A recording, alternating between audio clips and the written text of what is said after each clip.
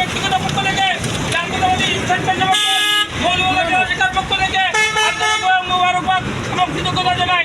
সহযোদ্ধা বন্ধুগণ, রাতের অন্ধকারে কে বা কারা আমাদের নেতার উপর হামলা করেছে প্রশাসনের প্রতি দৃষ্টি আকর্ষণ করব।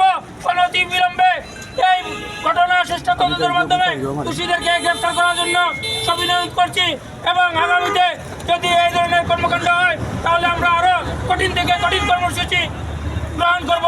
এই বলে আমি আমার বক্তব্য শেষ করছি। সবাইকে ধন্যবাদ। আসসালামু আলাইকুম। এক পর্যায়ে বক্তব্য নিয়ে আসবেন সদর সদস্য ভাই আবুল হোসেন ভাই জন্য বক্তব্য দেওয়ার জন্য সবিনয়ভাবে অনুরোধ করছি। বিসমিল্লাহির রহমানির রহিম। বাংলাদেশ জিন্দাবাদ, বাংলাদেশ জাতীয়তাবাদী দল বিএনপি জিন্দাবাদ। আজ আমরা এই শেরপুর দল থেকে এই বিএনপির পক্ষ থেকে প্রতিবাদ জানিয়ে আসতেছি। আমাদের মৌলভীবাজার জেলা বিএনপির আহ্বায়ক কমিটির অন্যতম সদস্য ও মৌলভীবাজার সদর উপজেলা বিএনপির সিনিয়র যুগ্ম আহ্বায়ক মহিদুর রহমান হেলাল ভাই এবং তাজুলের উপরে রাতের অন্ধকারে যে হামলা হয়েছে তার আমরা তীব্র নিন্দা ও প্রতিবাদ জানাচ্ছি। খেমা কারা এই রাত্রে 11:30টায় ওনার বাসাতে ফিরে যাওয়ার মধ্যে তাকে আক্রমণ করা হয়েছে। আর এই সন্ত্রাসীদেরকে মৌলভীবাজার থেকে আমরা উৎখাত চাই।